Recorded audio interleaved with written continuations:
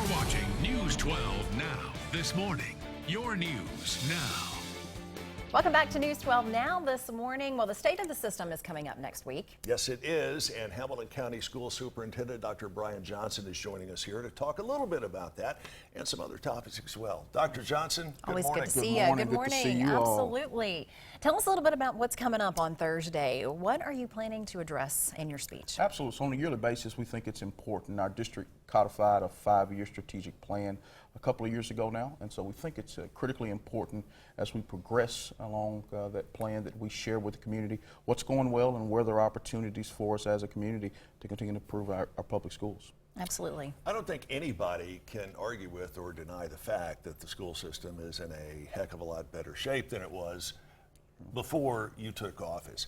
What is the next one thing, if you had to bite it off, of your personal agenda that you would like to see accomplished? Yeah, well, Chip, you gave me one, I'll take two. I think one is obviously continuing to address compensation for our teachers. Right. It's very important as we look at the economy at large that we reward our teachers. And then secondly, our buildings, our capital situation. We've got about 7.5 million square feet with an average building age of 40 years old and decades of really just not addressing deferred maintenance. And so we've got to get that under control as the system goes forward. And that's why you're having a lot of these meetings right now, getting parents' input on these buildings. But, you know, we were talking earlier, some of these buildings are really, really old. Yeah. You know, and putting the kids together in a new system might be scary for a lot of folks, but, you know, they're getting the newest, greatest technology if it happens. Average age 40 years old. If you and I are in a single family residence for 40 years, it takes wear and tear. You're talking hundreds, maybe a couple of cases, thousands of students,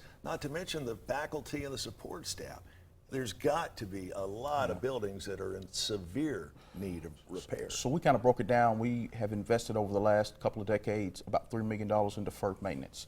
That'd be about the equivalent of spending about $800 a year on a 2,000 square foot home. And when you think about the average citizen that's a homeowner, you spend more than $800 a year on deferred maintenance. When you say deferred maintenance, clarify that. Yeah, so roofs, HVACs, lawn care, you know, it's kind of the whole gamut in looking at keeping a school up to par where it needs to be. What do you hope comes from this? Well, obviously, thing one is that we're having very robust conversation across the community, so I think that's a phenomenal thing. And I think from that conversation, what will be birthed ultimately, whenever that happens, is a plan that is set to go forward. Obviously, you have to continue to work towards funding, and our county mayor's been great, and we'll continue to work with our funding body along those lines. But the conversation about what we really want for our children over the next decade and really the decades ahead is critically important. You know, we've talked a little bit about challenges. Quickly, can we discuss some of the successes that you've seen this year yourself in the schools? Absolutely. So proud of the work that our teachers and leaders have done. As we've shared before, from a student academic growth standpoint, before I got here, our system was ranked number 130 of 146 systems for student academic growth. This past year, we were number 2 of 146 systems for student academic growth. 32 of our schools, if the state had given letter grades, would have been A-rated schools.